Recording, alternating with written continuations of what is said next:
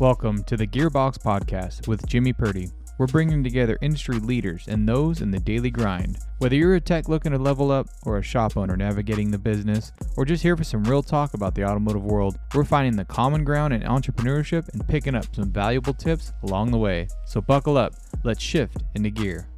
We're live, man. We're rolling. This is good. This is good, man. AAPEX 2025. You know what's crazy about AAPEX? I think we met here like 3 years ago. Really? That's like the first time I think we ever met was upstairs in person. Right, yeah. right. The lost recording. Yeah, the lost recording that we'll never find. I don't even know what we talked about, but I'm sure it was important. Well, I was about to fire the manager at the time. That's right, yeah. So it was your very first shop. Yep.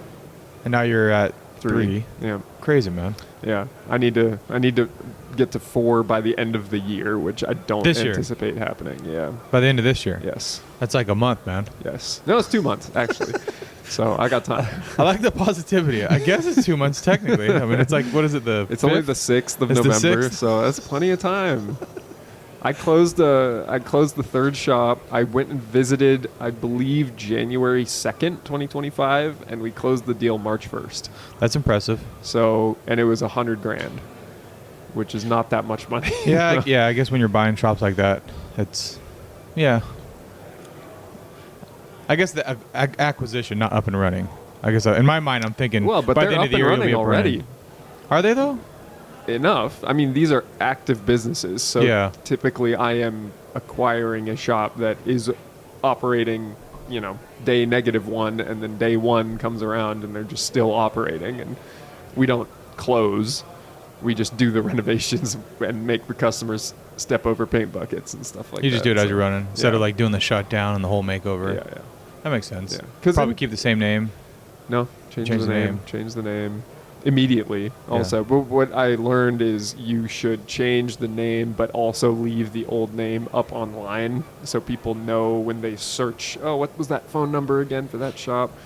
They find it, even if that makes sense. It's changed ownership, and then they come in and they get a much better experience. There's a local chain, I guess you'd call it, in our area, and they go through and like just clean house. And there's a local shop as in like a Atascadero, which is like 10 miles away from Paso, and there was a established shop. Like this guy was around for a long time, like 30 years, and it wasn't like the $100,000 shop. Like it was like a nice shop and like really good reputation.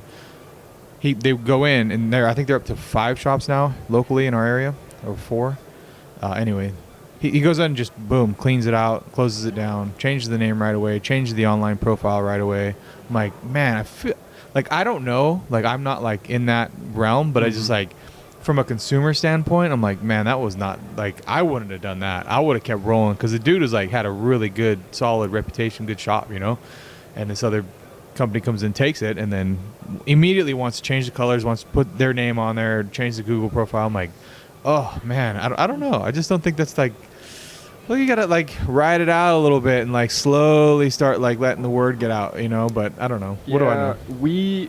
With the first shop, we did it a bit slower because I didn't have all the vendors lined up, so getting the signage changed and the branding on the uniforms and logo on the door and that kind of stuff did take a couple months, during which time it was very confusing for people.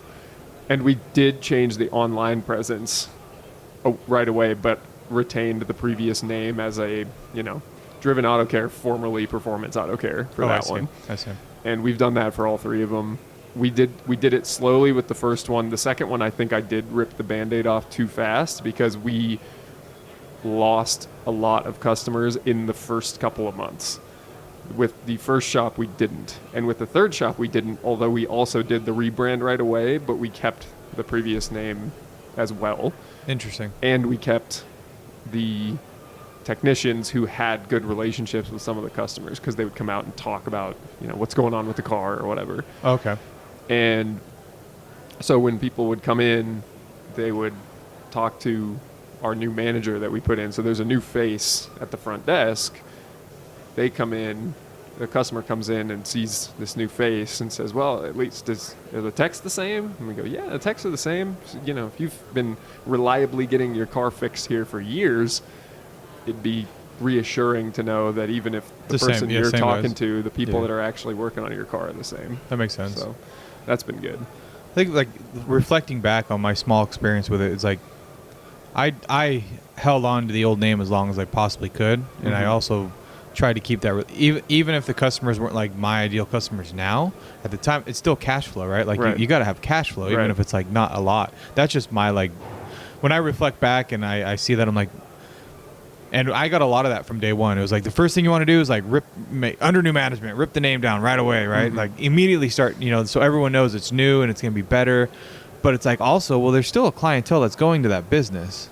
And you're not going to like get new ones right away, and you need the cash flow. So even though it's not like a super profitable customer, so at least there's like something going in and out of the bank account. That was my thought, The best example I heard of this is from the MFCEO project way back in the day. Andy Frisella talking about how I can't remember which truck brands he was switching between, but it was basically this anecdote of you pull up in a Ford to a Chevy dealership and you're looking for a new truck. And the salesman can come out and say one of two things. They can say, "Man, what are you driving that piece of crap for? Let me get you in a good truck," and try to sell you a Chevy. Or they can say, "Man, I get why you bought that. That's a nice looking truck. You looking to get a Chevy? You looking at Chevys? Oh yeah, sure. Well, I get why you got the Ford. They have a lot of great qualities. Let me show you what Chevy can offer." Which one of those is more likely to get a sale? I guess it depends on how pissed off he is that his Ford truck breaking down all the time. Yeah. That's fair. But in general, you don't want to be insulted for your own previous consumer decisions. Yeah. Even if you're pissed off. But that is the risk you run when you go and say, we're going to do it so much better to the existing customer base. Right. I think that's like, you got to ask the question, right? Of what? Just to the consumer, like for anything, like just ask them what they're looking for. Like, ask, Yeah. hey, this is under new management. Is there anything different? Is there anything that you didn't like that was going on? Like whatever it is, or Right. they pull up to the dealership. Hey man, is there anything you don't like about this truck? Yeah. Oh, I love this truck. This truck's been great.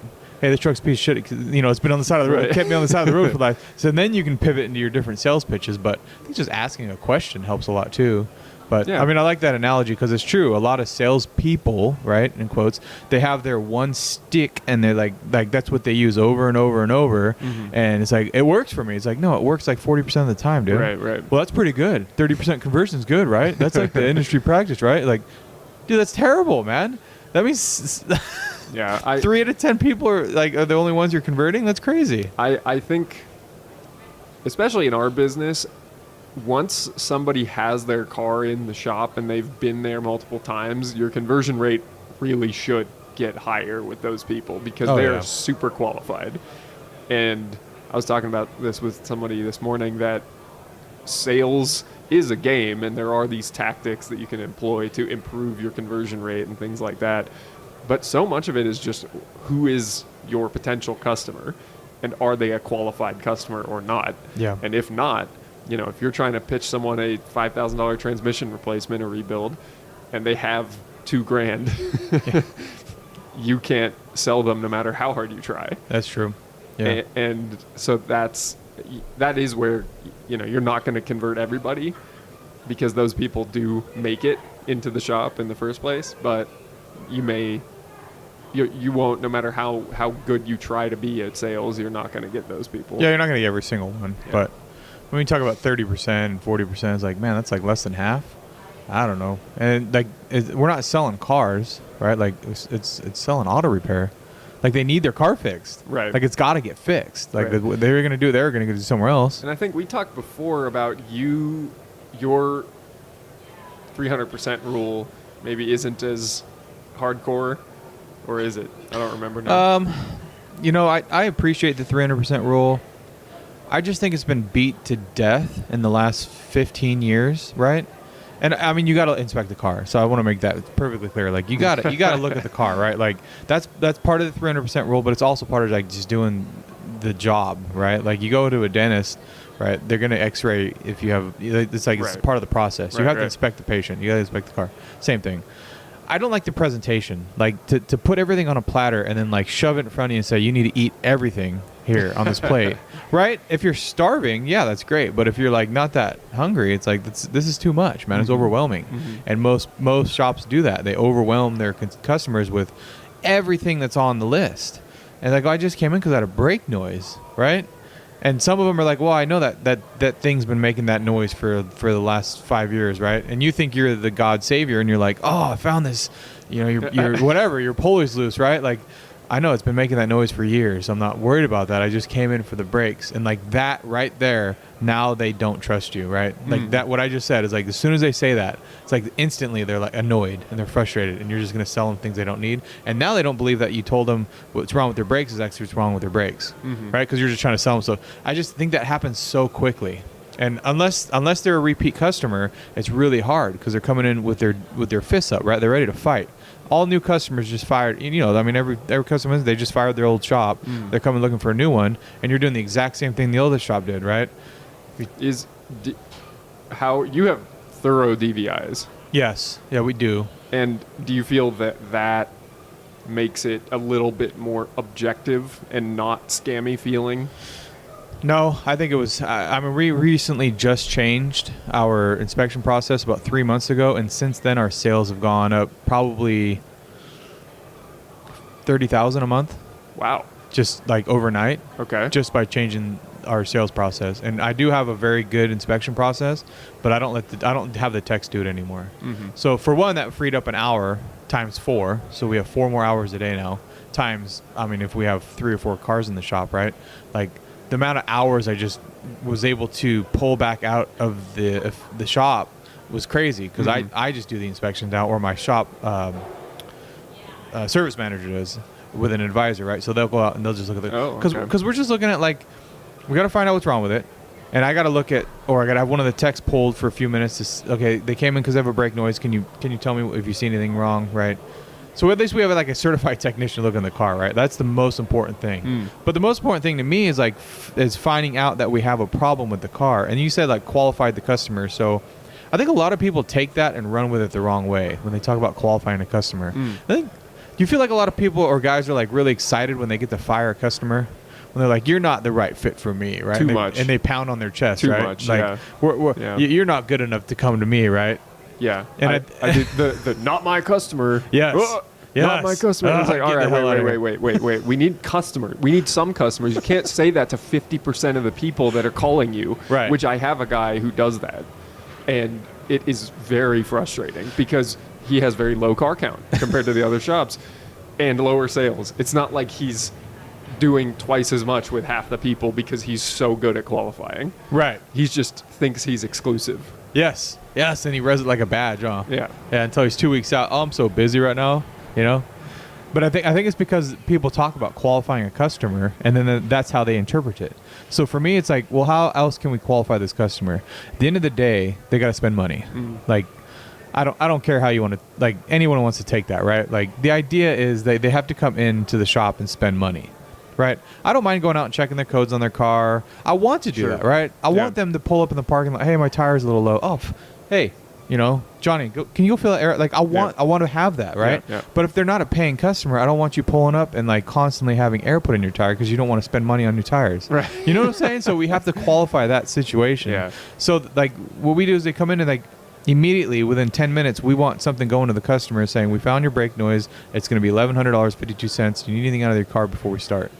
Like, oh man, that seems kind of. I'm gonna call around and okay, perfect. So we back the car and that's it. It sits in the parking lot, right?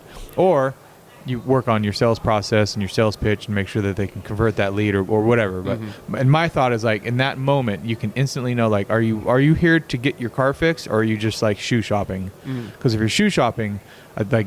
That's my qualification, right? I'm not gonna I'm gonna inspect the rest of the vehicle, make sure there's no safety concerns, but like I'm not gonna like go through a detailed report, write it up, estimate all these things out. I'm just not gonna waste everyone's time to do that. You know what I'm saying? Like, how much time do your advisors spend like writing up estimates? A lot, but I have how many? You have 2 advisors and 4 techs? Yes. Okay. With the service manager, which is the same ratio that I have with 1 and 2 techs per shop, and we aim for 6 to 8 cars a day with 3 to 4 hours a car, which is, and we're 410s, so that's 12 hours build per tech per day, basically, is the goal. And that is very doable with, we call it 400% rule, but 300, same thing. And it is, we can do it. And I think it is, the one thing I really don't want to do is call a customer twice to upsell them. Yeah. And I would rather finish the whole inspection. And I tell people we're going to get back to you in 2 to 3 hours usually. And our scheduling promise is you drop it off before 9, you'll hear from us by 12. And so the 3 to 4 cars per tech, we can get inspections and diagnostics done by 12 and estimates done by 12 in most cases. Well, that's the goal. Yeah. And so then people can hear from us. They know when they're going to hear from us.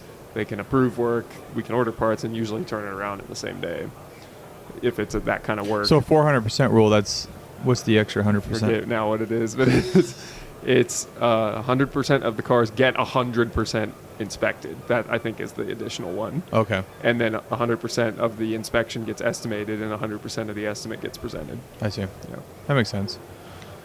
Yeah, that works. Like, I don't, and I'm not like here saying like it's like there's like good or bad or right or wrong. No, it's different perspectives. I came to a point where we had so many inspections that I had work and parts on the shelf and like stuff sold, like hours sold, and then the technicians were spending 45 minutes on an inspection like 3 or 4 times before lunch, right? So I have like this huge GP job with like everything's ready to go, right? Like the triggers get ready to pull, like that's it, and then the technician's spending all morning doing inspections. Yeah.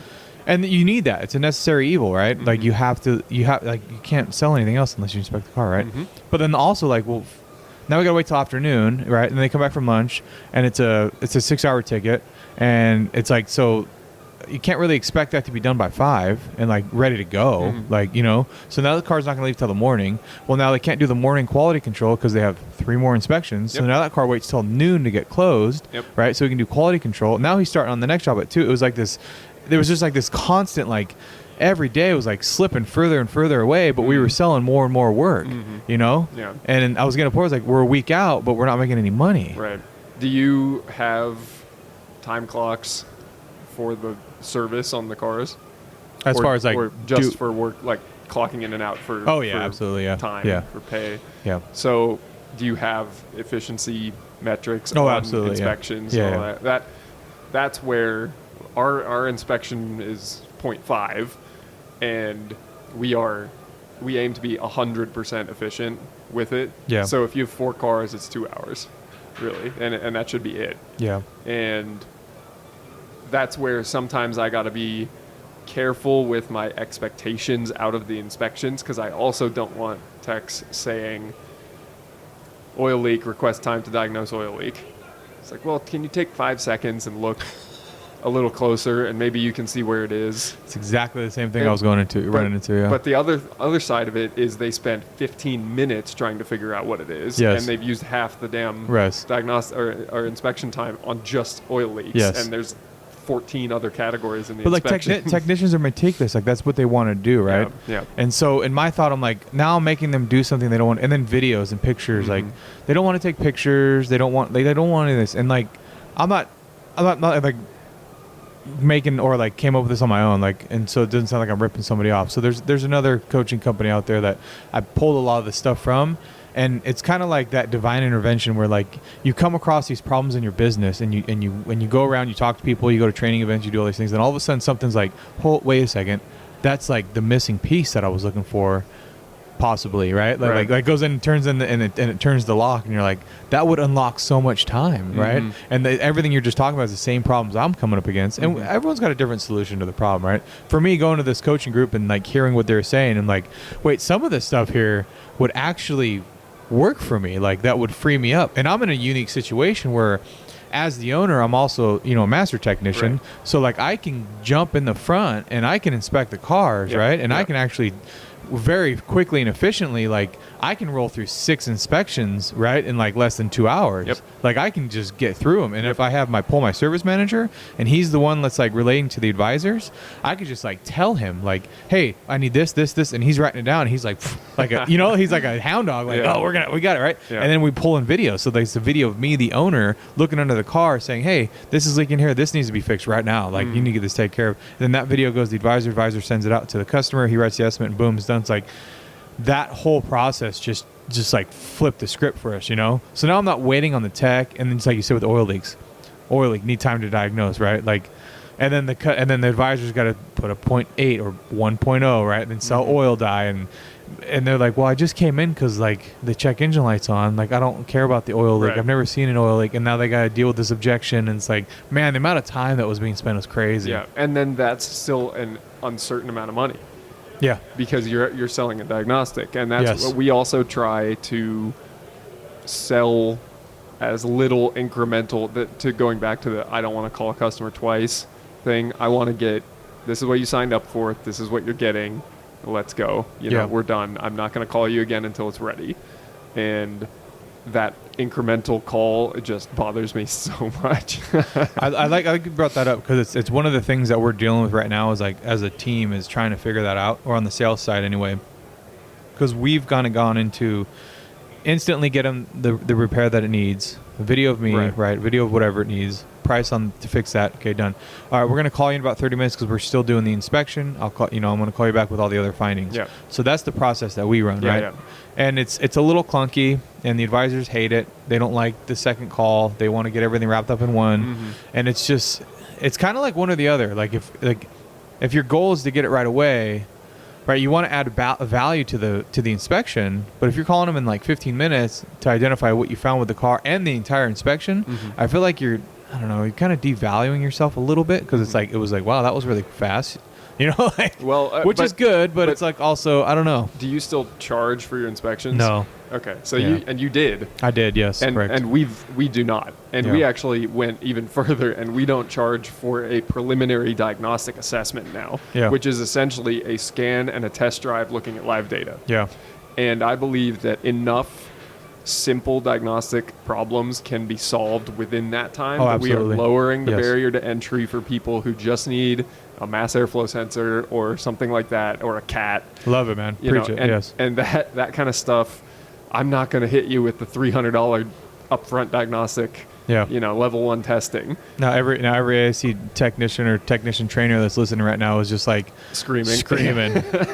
And we basically pay 0.5 and want you to spend 10 minutes on it. And so we pay the tech. Yeah. For that. So that they make that clear. Yeah. They're so that they're not on flat rate. They're not. They're hybrid though. Yeah. So. But what I'm saying is like these techs. I'm in the same process, and it's like they get paid no matter what. Right. But they get paid more for the level 1 or the preliminary diagnostic assessment, and it is free to a customer. But I anticipate that it will be 15 minutes of your time at most. You're 200% efficient. You're getting 0.5 pay, and we're solving a customer's problem easily. Or you are coming up with a specific testing plan that I am selling. That also was very big for my techs to change the way they think about diagnostics. It went from, I need more time, to I need to do this, this, and this to figure out what the problem is. And this test will eliminate these potential causes. This test will confirm that it could be this. And this final test is to verify the narrowing down to the one remaining possible issue. Yeah. And it makes them be better in coming up with that up front and not just winging it. Yeah, the diagnostic is like, that's like the big touchy subject, right? Like everyone's like... But then I can sell for something like that. If you come up with that plan and you tell me it's going to take 3 hours, I know I can sell the 3 hours because I can articulate the value. Right. As opposed to just saying, oh, now I need level 2. That's going to be another 300. Yeah. It's like, well, I don't know how valuable that really is. What am I getting for level 2? But you're right, and I got a great example of that. So when they come in and I do in the inspection process, I'm also looking to see if I can solve what their problem is. Like that's like step one, and then we just roll through and check brake fluid, coolant, leaks, all that kind of brakes and all that stuff. But so I have one that came in. I can't remember what the car was, but it had a misfire. It was like 4 different misfire codes: PO316, PO301, 300, all that stuff. It was like a 16 Corolla or something. I popped the hood. And the coils are sitting on top of the valve, right? Yep. So there was something got in there and just chewed the wires on to go into the coil plug, right? So we would have typically said, "Hey, you need to come in here. We need to do a level 2 assessment because it's a misfire." That was part of our level 2 assessment. Right. It's going to be 2 hours at $180. It's $360 to get that car, right? Yeah. But that was our process, though, Yeah. right? It's like if it's got a misfire code, we need 2 hours, right? It was like part of our and even if it's an hour, it's $190, right? Right. It's whatever it is going to be. But now you're setting up this barrier of entry, and they're thinking they're going to spend $200, right? They go to the next shop, and they decide to look at it, right, for nothing. Or they go to their neighbor or their boyfriend or whoever, and they pop the hood like, oh, my God, they were going to charge you $200? Look at that. You see what I'm saying? Like, and I think that's so missed in the industry is like some stuff is just easy, and then even further that point, you're only giving that master technician the really complicated stuff, right? Where it's like, it's nice to have a win every once in a while, have something easy, but like for the most part, man, like just if he's getting is the hard diagnostic stuff, now he's like proving his worth, right? And that's the stuff you should want. Like you should want the complicated diagnostics because that's what you're good at. And then you get paid really good for it because then you can charge the $400 or $500 that you need to be charging for it because it's an actual really difficult diagnostic. Right. And often, I mean, we've run into this a lot lately where we have valve train and head and valve issues where we're tearing down a head to diagnose it. And so to do that, it's 3 hours or something like that. And it's like, all right, well, we got to do it. We got to charge 3 hours. We had a F350 with a misfire, like a horrible misfire, and it had dropped a lifter. And I was like, all right, well, no, it had, broken a valve spring. So it was just like, we'll replace the valve spring and get you back on the road and you'll be good. And it was a lot of labor, but we did have to call for multiple approvals in that case because it was an extended diagnostic. Right. But I can sell the value on that and just say, look, I know you need this problem fixed first. We're going to get through this, and then I'll tell you about the rest of the estimate. Yeah. And there's a lot of talk about, if you're not charging, so this is the biggest one you probably see all the time on the video, right? If a shop is not charging you diagnostic, it's because they're folding it into the cost of the repair, right? And it's like, no, I just know the conversion rate's going to go up, so I can charge appropriately. And yes, if I take all those hours that I used to charge and I just divide that across the amount of cars that I see in a year, the labor rate's going to go up like $8 or $9, but like you should be doing that quarterly anyway with all your expenses. So like, what's the difference? Right. It's a marketing expense. Yes. And so it's just a matter of you can say things 2 ways or 3 ways or whatever. And which one do you want to believe? And if you repeat, this is where I'm trying to be quite loud on social media about our service and how great I think we are, because you have to convert people's way of thinking where automotive service was scamming you and overpriced and ripping you off, and they don't know what they're doing, and they're breaking your car even further, and they're breaking it so they can charge you to fix it, and they're lying to you about what the problem is. My wife, before we met, she has a story where she brought her car that she was driving in high school into a shop, and she got it fixed, I guess, paid $2,500 to get it fixed or something like that. Didn't know what the problem, didn't understand what the problem was, didn't understand what the repair was, paid the money, got the car back, and her dad popped the hood and saw that there was duct tape on the airbox or something like that. And they said, "You put duct tape on my engine, I want my money back." And that was the whole story. And so they got their money back because the manager of the store that they called was just very rude and unhelpful and all that, kind of like what I'm dealing with separately. But they got their money back. And to this day, that's a horrible shop. They put duct tape on my engine. Who knows what the problem was? They didn't educate. They didn't explain. They didn't provide documentation. They just said, I went to a shop one time. They tried to fix my car with duct tape. Yeah. And so we have to get away from that, and it has to come in the form of education where it may go over people's heads if they don't care. If we don't do that and talk about our process and talk about how hard it is to actually make money in this industry because of how much everything costs, but you want me to stay in business, right? Like, you do appreciate the work that we do for you. This is what it takes. Right. Absolutely. Yeah. And I think standing up for that is very important. And then also saying, in terms of, yeah, we are not charging you for a preliminary diagnostic assessment. I like to give that away for free because I do believe that there are some things that we... Hey, sorry to cut in, but I got to let you know about our exclusive coaching partner of the Gearbox podcast, Repair Shops of Tomorrow. If you're ready to take your shop to the next level with proven strategies for profitability, ARO growth, and operational efficiency, visit repairshopsoftomorrow.com and start shifting your business into high gear. Can solve very quickly. In the case that we do that, great. Your benefit.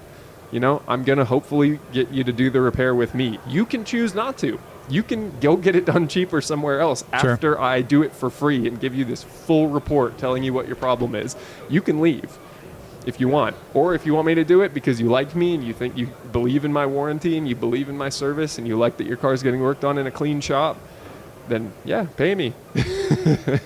Well, it's a good metric to track too, right? Because then you know, like, if you start getting people leaving, like, well, then you're doing something wrong, right? Yeah. Either your advisors aren't doing right, the front of the house is not clean, like there's always a reason, right? Yeah. If you're doing everything you're doing and they're saying no, like, that's on you, right? Like, and you just got to, as a business owner, figure out, like, how do we get better so they start saying yes. Yep. I mean, and part of that was finding people that actually knew how to get them to say yes. Right. Yeah. I mean, that's the biggest part of it, man. Yeah. Like, and man. I would say one thing about that. Going to 4-day work weeks, it's been so much easier to recruit. So I recommend it. That's wild. Yeah. I'm getting incredibly good candidates that I've hired 2 new managers in the last 2 months, and they've both worked out very well. And both of them were working for shops, working 5 days a week. And they basically said, I can make the same money working 4 days a week, even if it's 4/10s. It's the same hours. Right. But it's 4/10s. I'm not in the business of being open 7 days a week, 12 hours a day just to make more money, even though I admit, being closed those days is kind of painful. But for the sake of the people who work for me, it is so much better. Yeah, it's so much better. Yeah. That's definitely the next polarizing move, right? It's 4-day work weeks. 4 days, yeah. And that's why we have 11 loaner cars in 3 shops. I think it's been since the last time I talked to you and you were concerned about, the worst case scenario happening with loaner cars. Oh, yeah. And then I bought cars off you. Yeah, that's right. Put them in my loaner fleet. Yeah. And I think it's been since then. We had a customer roll over one of our loaner cars. Oh, wow. Did I tell you about that? No. Okay. Wait, it was the Subaru, right? Yeah. Yeah. So she was driving on the freeway on a Sunday evening, and somebody went the wrong way down an off ramp. Oh, wow. And ran her off the road into the embankment on the side of the freeway, and she flipped it. Wow. And she was going, 60, had the window down, had her arm out the window, rolled onto her arm, and then onto the roof and skidded, until she stopped. And she broke her arm really badly and was very thankful for the car. It was a 2011 Impreza with 205,000 miles on it that we did a head gasket on when I got it. And it was significantly safer than her 2010 Kia Forte. Yeah, that's true. And so she was so grateful that she was not in her own car.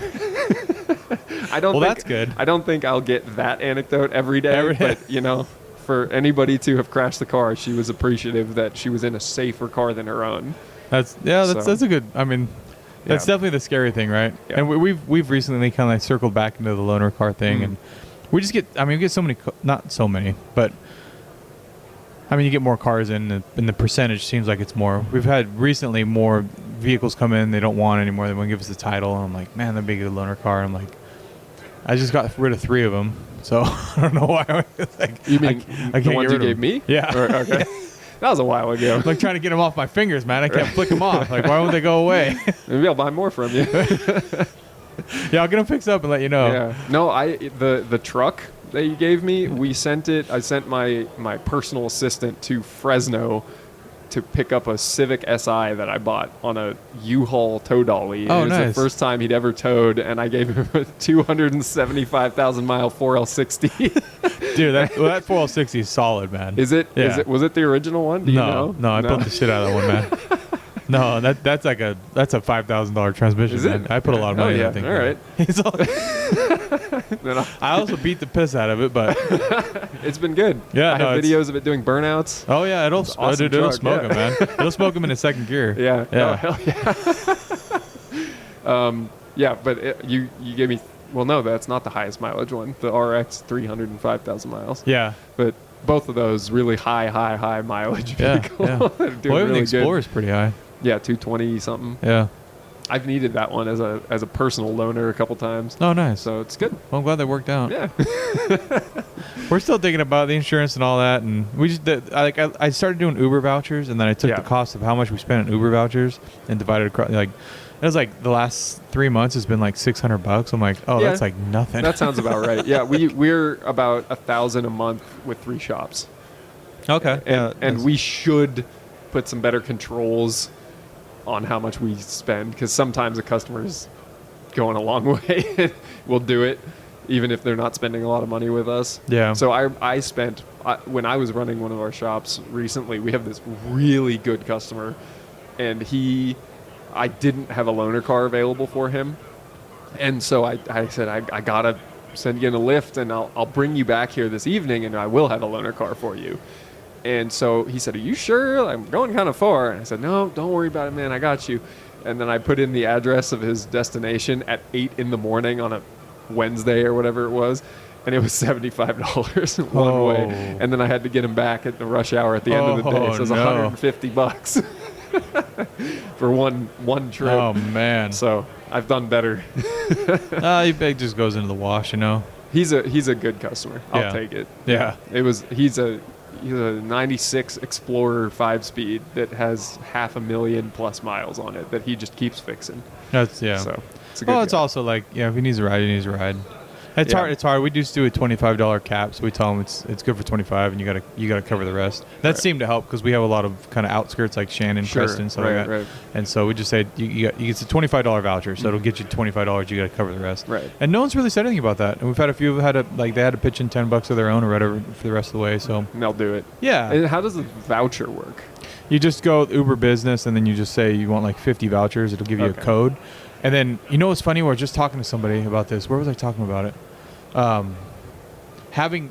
Making sure they're doing it on their app, and you just give them the code. Right. Because technically, well, I don't know if it's technically, but it was actually, I don't even know how it works. But if you were to have your advisor order the Uber on their phone, on their app, and they got into that Uber, you would be technically held liable if anything happened in that Uber. And I'm like, I don't know if that really how it works. Even with Uber Business, where you're calling rides for other people explicitly, because that's what it is. I mean, we use Lyft, but it's the same thing. Lyft Concierge. Yeah. And you call it, and you put in the name of the rider and their phone number. Correct. I don't think you're going to get in trouble for that. I Even don't though think so either. you can see the ride on your Lyft website. Yes. They can also see the ride on their app.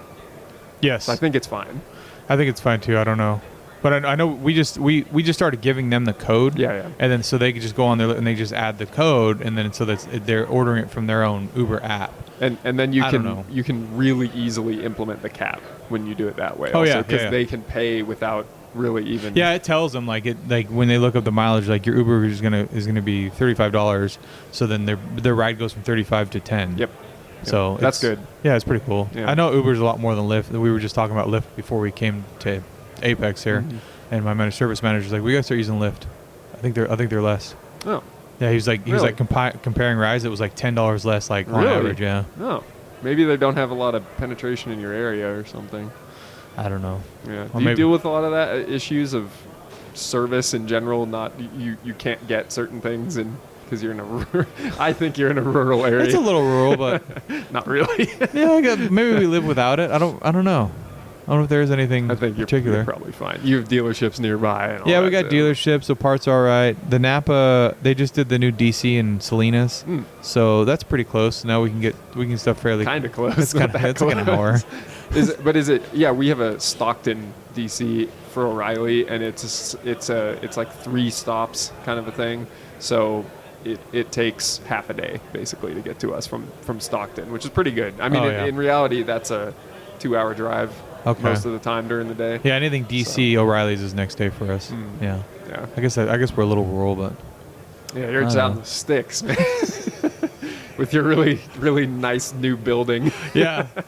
We're in a pretty good location, but it's definitely evolving. The whole town, it's building. I mean, Yeah, I'm sure. it's definitely, it's not saturated, but it's all right. You don't We do all right. you don't have the 11 shops in a single plaza No, problem that's that just I had. wild, man. I don't know. Like I was telling you before we got on, that shop you got, I figured you would have seen it because I know you're Probably, in the process of looking for shops, but it was like, I'm like, wait, Fremont?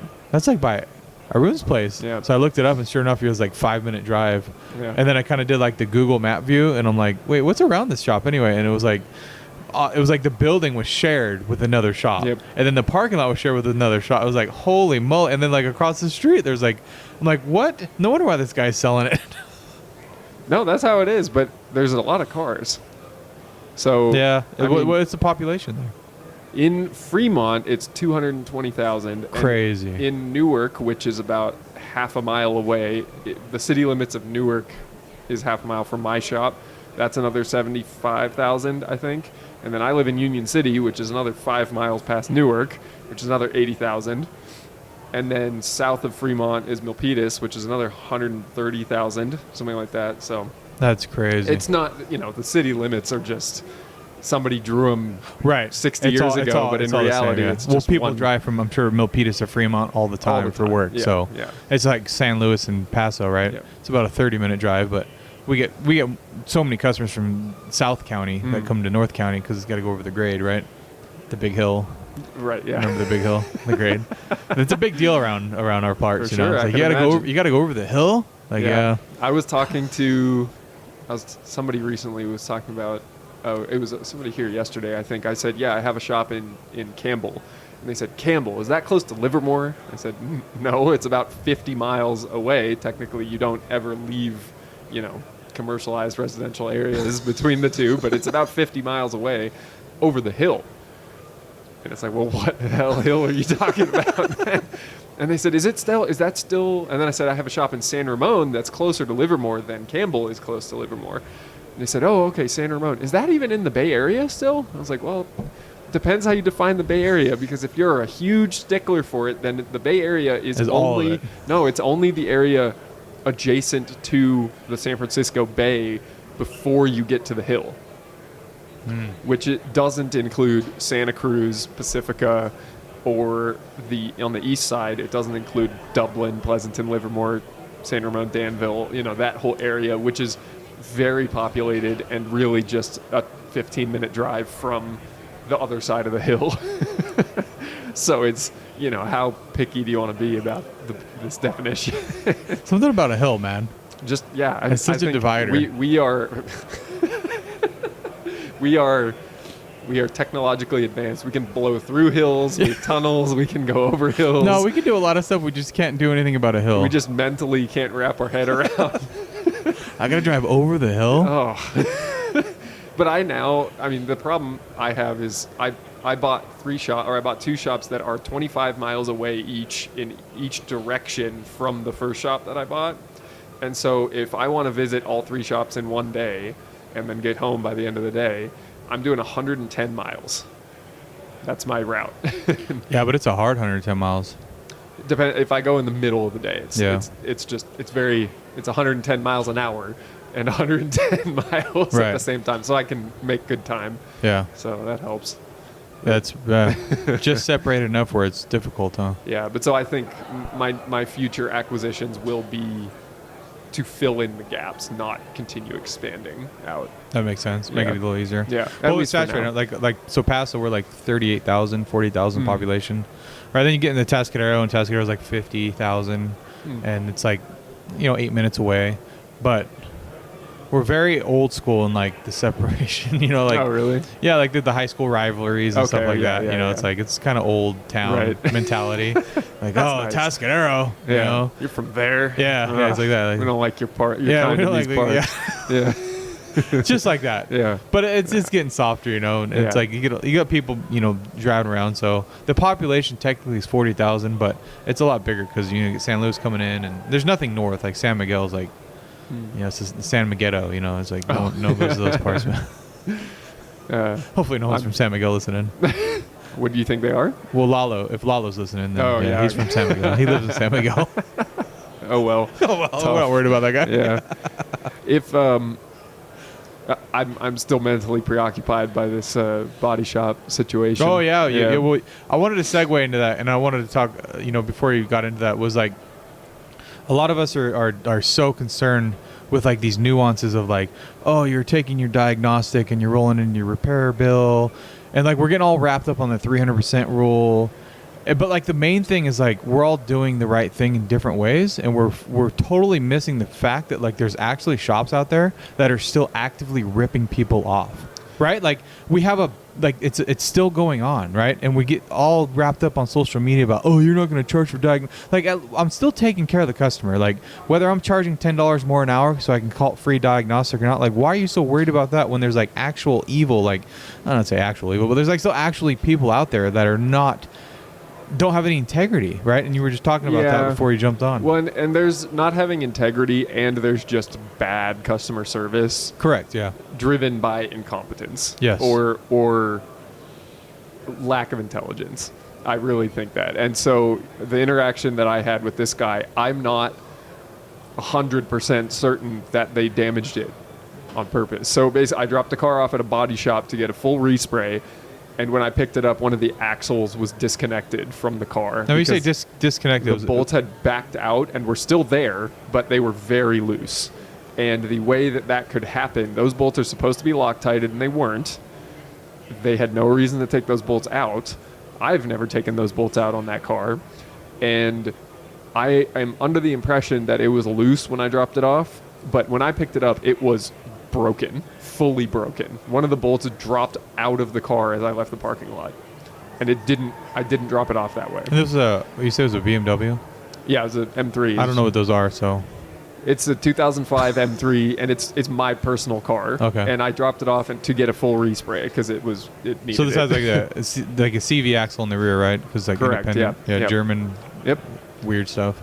It's very normal. Just stay away from those cars, man. My service manager is like all about it, and he's like trying to get BMWs into the shop right now. I'm like, we're fighting each other, man. Like, we're gonna be fist fighting pretty soon over it. This is some Paso mindset you got to drop. Every mile you drive, it is 1 mile closer to breaking. I guess that's all the true for any car. It's true for any car. But I am under the impression that they drove it about 60 miles when they had it. So I think that's the bigger problem here. Right. Yeah. And so I don't have any hard copies or soft copies of my estimate that I signed when I dropped the car off or my invoice when I picked it up. And I should rephrase. I don't have any estimates or invoices with mileage in and out, but that's a bar requirement to have mileage in and out. Right. So it should be there, and I should be able to get it whenever I ask for it. And so I asked for it on Monday, and the guy said, I'm shorthanded. I'll get it to you at some point. Just be patient. And I said, okay, fine. So I texted him this morning. It's 2 days later, and I said, hey, just wanted to make sure you didn't send it, and I missed it. And he called me and said, man, you got such a good deal. My lady didn't even charge you for everything that you should have been charged for. You got such a good deal. You made out so good on this. And I was like, okay, well, I'm not particularly happy with you regardless, and I want my invoices. That's what I've asked for. Please give me the estimate when I dropped it off with the mileage in, and the invoice when I picked it up with the mileage out. And he said, give me a few. And I said, okay. And so an hour later, I texted him and said, hey, just wanted to make sure you didn't send it and it bounced or something like that. And sure. he said, I said, give me a few. That doesn't mean give me a few minutes. And that's all he said. And so I said, okay, well, what does it mean? A few days? Weeks? Do you need months to email me an invoice? Is that what you need? Months? Okay.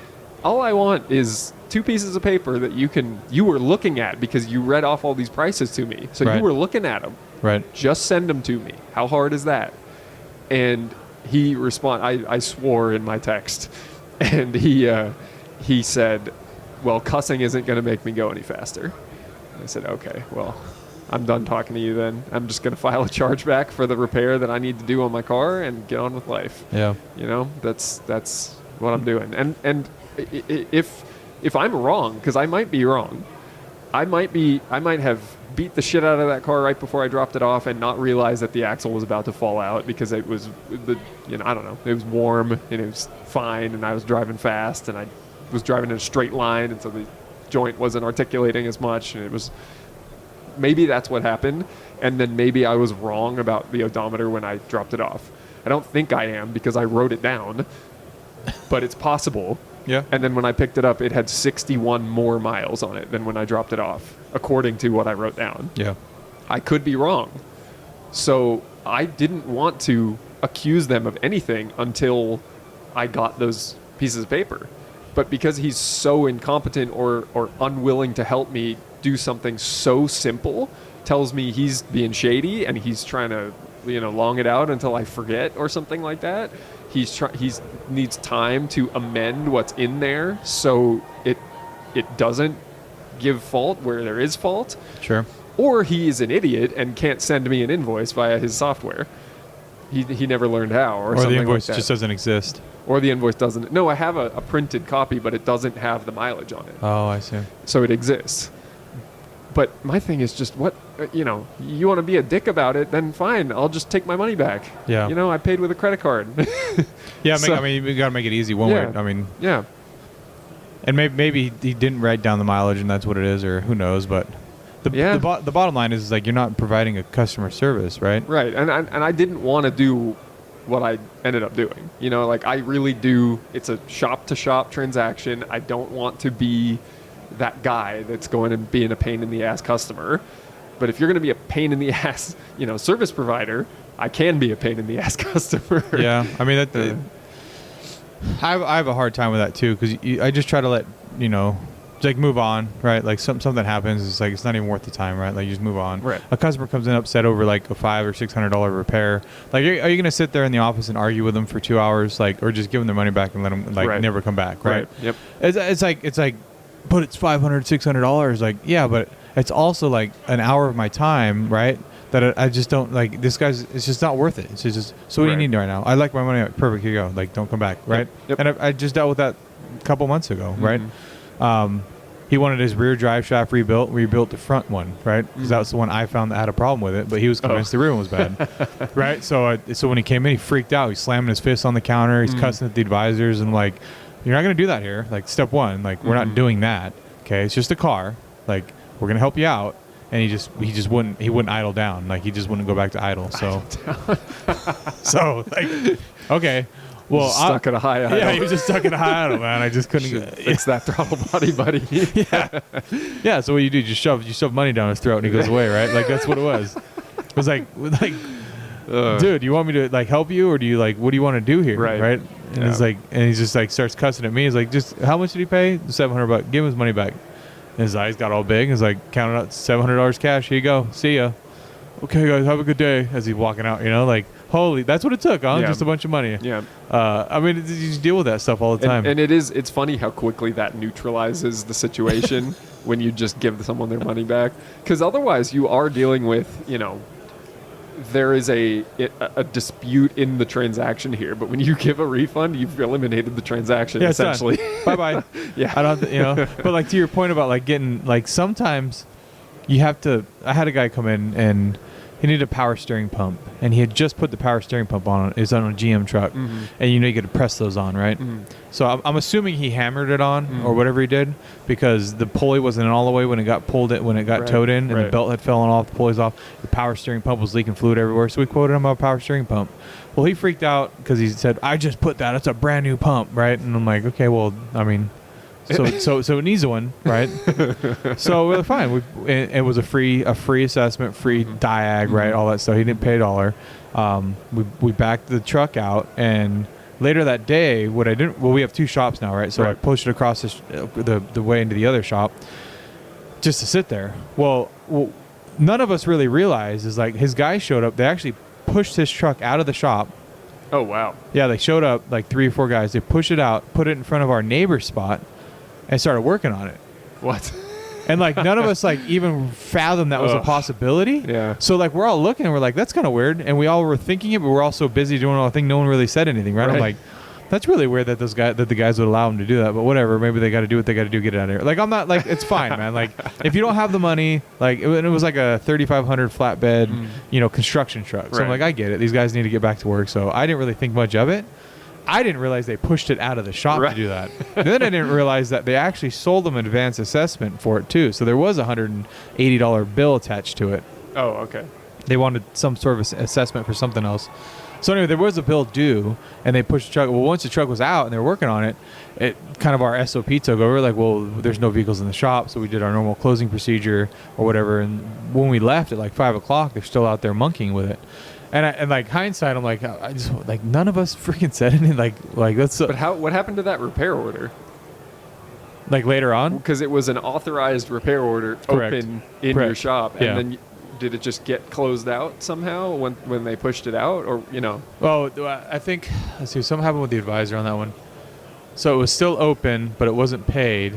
Yeah. So it wasn't a closed invoice. It was just like an open repair order still. But then when you have an open repair order, don't you want to see that car in the shop? Correct. Yeah. At the end of the day. Right. Yeah. That happens to us sometimes where I go, hey, this repair order's open. I don't see the car. Yes. Where's the car? That's kind of what it was. Yeah. So when I went through at the end of the day, I think this is a couple months ago, but I think I was going through and I was looking and I was like, wait a second, where's this one? And I'm like looking around and like, truck's not here. Oh, like, wait, it's that one in the parking lot. It was that one. And then it all click, right? That's when it like hard click. Right. But when we get there in the morning and there's like a huge like stain of power steering fluid all over the asphalt, right? And then, so we do text follow-ups, right? So he gets a text follow-up and he gives us a 1-star. Oh, God. Yeah. And I'm like, what? Are you serious right now? And so I'm about where you are with your repair on the BMW, right? I'm like, this guy pushed his truck because then it all like he stole the truck out of the shop. It all came together the next morning. I'm like, he pushed the truck out, and then he had his guys repair it in our parking lot, and then left a freaking mess. Yeah. And then he gave us a 1-star. Like, all right, insult and injury. Oh man! And my service manager's like, dude, just let it go. It's gone. Like it's fine. And I'm like, no. Well, but my thing on that is there were things. Just throwing you under the bus on your own podcast. There were things that got messed up there. Oh, for sure. Yeah. I mean, I don't know exactly. I don't have your situation with two shops next to each other like that, where someone could just walk in and push a vehicle out without anybody noticing, which is its own problem. Right. Yes. That's the biggest one of that shouldn't be possible. Right. And then the next one is if the repair order is still open, but now the customer is working on the car in the parking lot. Yes. That's another red flag that can be stopped right away. Oh, absolutely, man. Yeah. We all have our learning moments. We all have our learning, and we all still learn every day, right? We still have tons of things to fix. I only look at it like that now, and that's where I was saying before the podcast. Like I never ever claim victimhood, even in this situation with the body shop. I really wanted to get evidence before I came after them. But they don't want to give me the evidence. I have to do what I have to do to feel like it was a fair transaction. Yeah, that's true. And as far as I'm aware, when I dropped my car off, it did not have the problem that it had when I picked it up. And from all I know, they put a lot of miles on the car, and they don't have any evidence to the contrary. Right. So I imagine had I called them and said that I believe all this is true and I want some money back, I don't think they would have given it to me. But I also wanted to take the route of asking for evidence first before making any accusations. Sure, yeah, give them the benefit of the doubt, I guess is what they call it, right? Yeah. And you're unhelpful to me and kind of an asshole, fine. I'll just do what I have to do then. And that's a unfortunate, conclusion to the situation. But for both me and them, I just don't want the headache. I need my car fixed. I'm getting it fixed. For them, it's you need to document things, and if they did joyride the car, then maybe don't do that. If they didn't, then maybe just don't be a dick. and maybe I am in the wrong with assuming that they did joyride it. So that's where it's, they decided to be a dick instead of giving me evidence proving me wrong. So fine. Yeah, at least I mean, say what you're gonna, timelines, expectations, Yeah. I'll have it to you by 2:00 tomorrow or whatever, Right. That's what drives me nuts is like the level of expectation, And like the quality of like customer service is like, that's what we're all missing. Right. You know, I just, that's the missing component of like all that, right? All that could be like fixed just based on good customer service. Now there are people out there like this individual decided to steal his own truck back. Right. You know, like we gave him great customer service, right? Yeah. And he's just an old school or whatever you want to call it. Right. You know, owns a concrete company. Okay. Right. You know, and Yeah. it's like he thinks he's a business owner and he thinks he knows how businesses should run. And he literally told me, text me, because I blew him up, and he texted me, said, if you can't afford a $180 hit, I feel sorry for you. Same to you, buddy. You signed up for the $180 hit. Because he took his truck, and I'm like, you still owe me for the assessment. Yeah. Right. And he's like, oh man, if you're running a business where you can't take a $180 loss, I feel sorry for you. So he admits that he admitted owed it. the money And and wasn't going to pay it. Right. Yes. Yes. And I'm like, and it's so, I don't know. I just, instead of going the route of like, I just wanted to give him a little morale compass. So I kind of blew him up a little bit. I'm like, you know, as a business owner in North County, like this is not how we treat our own. And like, I kind of blew him. And he just like, he said, if you text me one more time, expect retaliation or something like that. I'm like, what the fuck is wrong with this guy, man? Like, Spicy. it got deep really quick. Yeah. And he told me, nobody in concrete's ever going to deal with you again. I'm like, that's funny because our landlord is Viborg, and he's the number one concrete general contractor in the area. So Yeah. I'll let him know that you stained his asphalt. Like, you're such an idiot, man. But it's like, I try to avoid that, the drama, right? But like every once in a while, man, you just can't take it anymore. And you're like, I need to freaking like this, like, I don't know. Yeah. So, redirect someone else's moral compass. Yeah. I don't have a good I just try to be a good person, I guess. You know, that and I think that you can be a good person and charge free diet. To circle back on. Yeah. To circle back. That's where we can wrap it up. Yep. You can be a good person that charges a little more in your labor rate and give away the first 20 minutes of diagnostic to cover the cost. If you're a true professional. But and you have really good customer service. But you're also paying your tech. You're telling people what upfront they are getting as free value. And I mean, I'm so upfront with our customers. I love that about it. Also, that I will straight up tell people, you know, we do this for free. If you want to take what I do for free and bring it somewhere cheaper, that is something you can do. You can save money. I'm literally telling them that. And they go, oh, well, but I'll have you do it. You're being honest with me. You know, you're being so straight up with me about this that I kind of want to pay a little more to have that. That works every time though. Yeah. Like that's what it is. It's like people want that, right? Yeah. This is the raw honesty of it. Yep. And they don't want to be called out that way. Like, oh, I'm not that person. Right. You know, like I'm not going to be the guy that does that. Yeah. Well, and it's I tell all my managers, you know, we are giving good deals on Cadillacs. We're not charging a fair price on a Corolla. You know, we're giving a great deal on a really high-end product.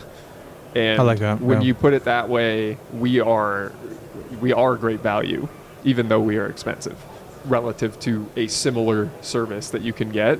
But that's where it's a similar service. It's definitely not the same. Not the same, yeah. Yeah. Yeah, to be called expensive or cheap, or I mean, I don't even know where that line is anymore. Right. And that's where too many people get wrapped up on like calling around and find out what your neighbor's labor rate is and all that. You got to just charge what you're going to charge Right. for things you're going to do. Yeah. Like we do free hand wash on every vehicle, right? That's wrapped into the cost of the repair. Like You mean you hand wash, meaning you wash the car yeah, on every car? Every car, yeah. Wow. yeah, That's pretty incredible. yeah. It was and it's another thing where we just are in a great location because our neighbor is a body shop. They wash cars all the time. His mother-in-law was looking for something, you know, for work. She didn't want to work for somebody, and now his mother-in-law, which is his wife, his wife's mom, and it's a family-owned business. So now they all get to hang out all day. And I said, hey, look, if you can wash every car that comes through here, you know, I'll give you X amount of dollars, which comes into X amount per car. And she's got something to do, and when she's not washing cars, you have her available to do what you need, right? Yeah. So it's like it's a neighbor thing, right? So now they get another helping hand. In the meantime, she got to wash a couple cars a day. That's great. Yeah, it works out for everybody. I mean, it really did. It like clicked one day. I'm like, man, I could like, and they got a little. They already have the deionizer and all that, like, so it's already all set up. Wow.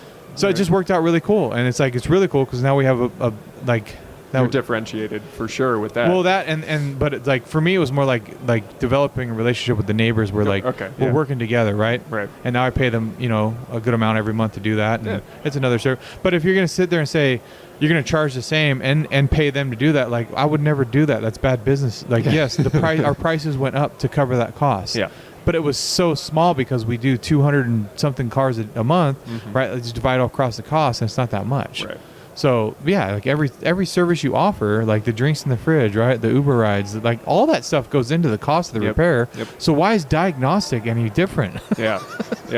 And I think to the initial point, some things can be figured out very easily.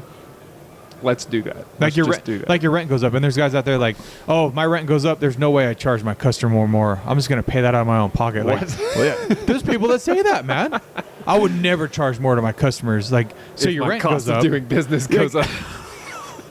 You're not gonna be around very much longer, right? Are you gonna sell your customer parts for less than you're buying them for? Dude, there's shops in our area, literally, because I talk to Napa all the time. They sell their parts at cost, and when they get a discount from Napa, they give that discount straight to the customer. Yeah. Isn't that wild? I don't think they're gonna be in business very long, right? That's the thing. Any just starting out mobile guy probably had no insurance, probably had no tools, and just was doing it really cheap. You see those flyers get posted in groups all the time from the mobile guys on Facebook. They're just trying to make $1, and they're doing $50 brake jobs. And right. You supply the parts. I'll do $100 water pump on any car. It's like, okay, maybe some of them that kind of works out for you. Your $30 labor rate. It's crazy. And that if $30 an hour is all you need, there's plenty of jobs that pay $30 an hour. Oh, so man. I'll pay you twice that. If